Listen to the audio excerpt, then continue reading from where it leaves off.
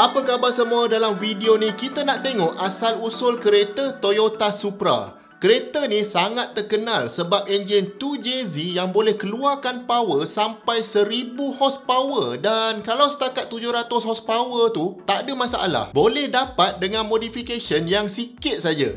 Padahal power asal dia pun dalam 300 horsepower saja. Dan kereta ni menjadi sangat terkenal selepas dia masuk dalam movie Fast and Furious. Tapi sebenarnya kalau anda nak tahu, kereta Supra yang terkenal tu dipanggil sebagai Supra Mark IV ataupun nama asal dia Supra A80. Toyota yang buat kereta ni memang panggil A80, tapi orang Amerika ni sebenarnya yang memandai-mandai panggil dia Mark IV. Maknanya merujuk kepada generasi Supra yang keempat lah. Dan biasalah kan, kalau dah Amerika panggil Mark IV, maka satu dunia pun panggil Mark IV. Sampai orang tak tahu yang Toyota sebenarnya namakan dia A80. Dan sebelum sampai ke generasi keempat ni, ada lagi kereta Supra sebelum tu yang diberi nama A50, A60, A70, dan selepas A80 tu pula kita ada version Supra yang sekarang ni, iaitu J29 ataupun dikenali sebagai Mark V.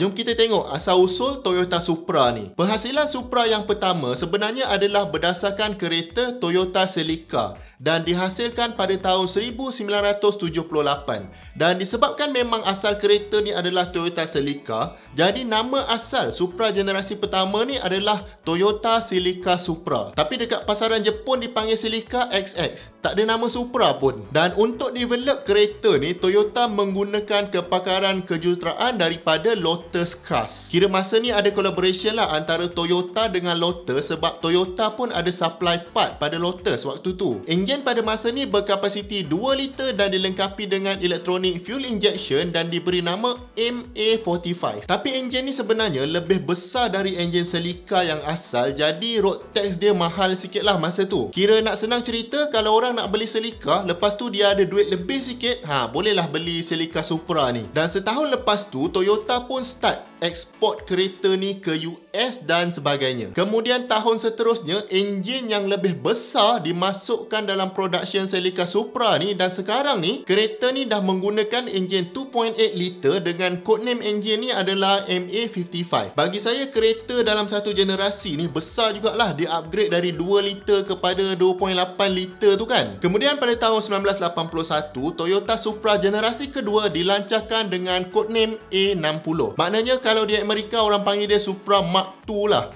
Nama dia masih lagi kekal sebagai Celica Supra dan platform kereta tu pun masih guna platform Celica yang lama. Tapi enjin untuk generasi ni dah ditukar daripada 4 silinder kepada 6 silinder inline. Pada masa ni dekat market di US, Celica Supra dijual dengan 2 model yang berbeza. Jadi ada performance type ataupun P-type dan juga luxury type ataupun L-type. Sebenarnya kereta ni sama je, cuma beza dekat rupa luaran, body trim dia dan juga size tayar.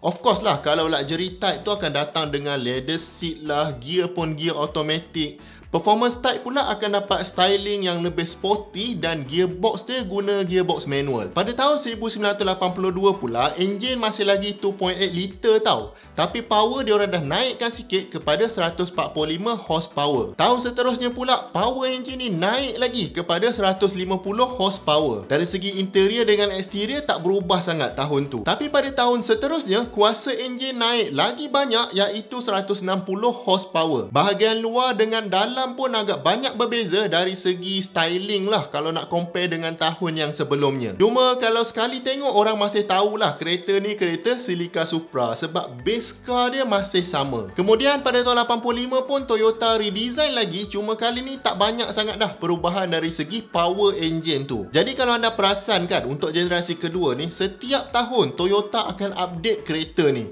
Jadi nampak sebenarnya yang Toyota ni sayang lah dekat model ni, walaupun nama dia masih lagi Celica Supra. Tapi akhirnya pada tahun 1986, Toyota pun ubah nama Celica Supra ni kepada Supra saja.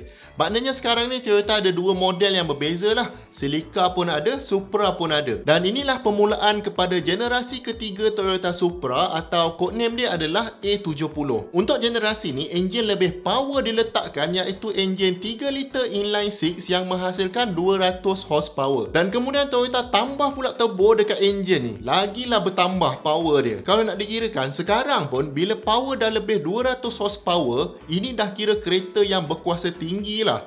Enjin Toyota Supra pada masa ni nama dia 7MGE dan menghasilkan 231 horsepower. Ini untuk model yang ada turbo lah. Dan untuk generasi ni, macam generasi sebelum ni juga, memang setiap tahun Toyota akan update design luar dan dalam kereta ni. Kiranya kereta Supra ni sekarang ni dah jadi macam tempat Toyota masukkan teknologi-teknologi dia yang terkini dan mengekalkan pacuan roda belakang, rear wheel drive. Kalau Celica tadi, sekarang dah jadi kereta front wheel drive. Contoh teknologi terkini yang Toyota masukkan dalam Supra ni adalah Toyota Electronic Modulated Suspension ataupun TEMS yang boleh kontrol individual suspension punya respons secara elektronik.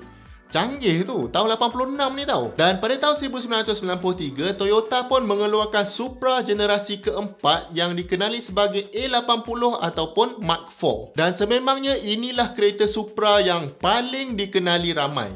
Sebenarnya, walaupun dilancarkan pada tahun 1993, desain kereta ni dah start dibuat pada tahun 89 lagi dan ketua jurutera masa tu adalah Isao Suzuki. Kereta Supra A80 ni menggunakan platform Sora dan Lexus SC.